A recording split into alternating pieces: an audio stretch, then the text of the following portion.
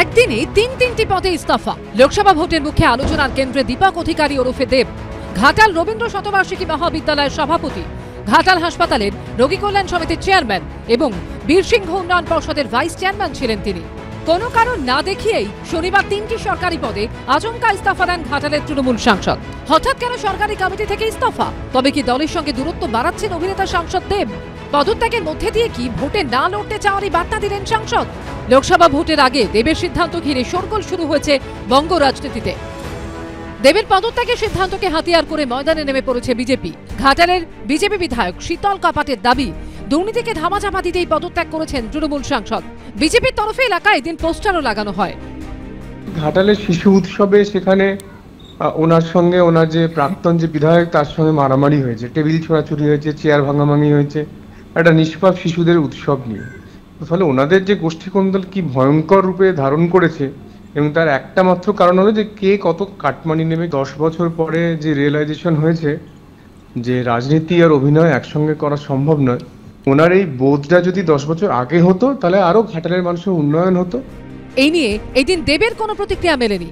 শঙ্কর দলুই জানিয়েছেন এ নিয়ে তিনি কোনো মন্তব্য করবেন না। ভোটের আগে তো এগুলো তো সকলকে ছাড়তেও হবে, ফলে সেই প্রসেসটা কি প্রসেস নয় সেগুলো সবাই দেখে নেবে। আরে শুটিং এ বিদেশ যেতে পারে তো।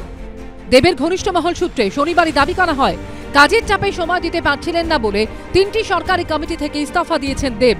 কিন্তু তাতেও জল্পনা থামছে না। সেই জল্পনার মাঝেই চাঞ্চল্যকর দাবি করেছেন বিরোধী দলনেতা। এ তো সবে সকাল, এখনো তো দুপুর হয়নি, অপেক্ষা করুন না। সাংসদ পদ থেকেও পদত্যাগ করবে, দেখতে থাকুন। দেব তৃণমূল কংগ্রেসের সাথে ছিল,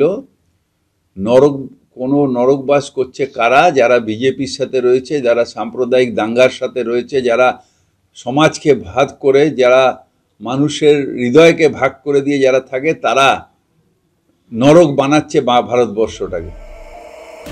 2014 সালে লোকসভা ভোটে ঘাটালে দেবকে প্রার্থী করে চমক দেন মমতা বন্দ্যোপাধ্যায়। প্রথমবার ভোটে দাঁড়িয়ে সিপিআই প্রার্থী সন্তোষ রানাকে পরাজিত করে সাংসদ হন তিনি।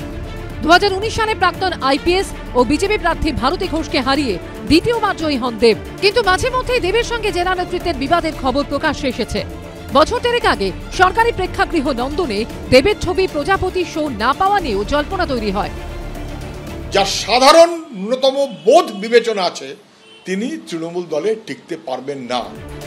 সূত্রের দাবি, 10ই জানুয়ারি পশ্চিম মেদিনীপুর জেলা তৃণমূল নেতৃত্বের সঙ্গে বৈঠকে মমতা বন্দ্যোপাধ্যায় বলেন, দেব শিল্পী, ভালো ছেলে, দেব দলের সম্পদ। তাহলে কি আসন্ন লোকসভা ভোটে ঘাটালের প্রার্থী হিসেবে দেবকেই দেখা যাবে? উত্তর দেবের সময়।